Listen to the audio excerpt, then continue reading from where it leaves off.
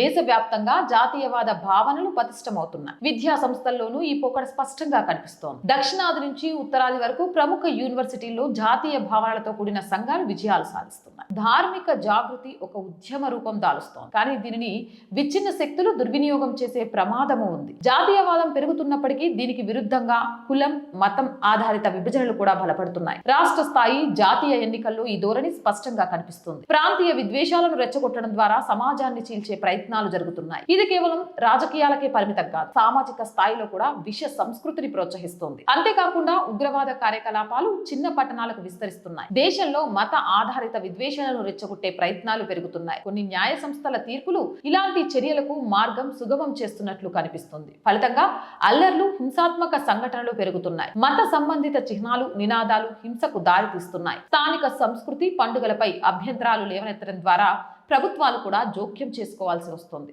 రాజకీయ సమస్య కాదు, సామాజిక బాధ్యత కూడా. అవునంటారా కాదంటారా?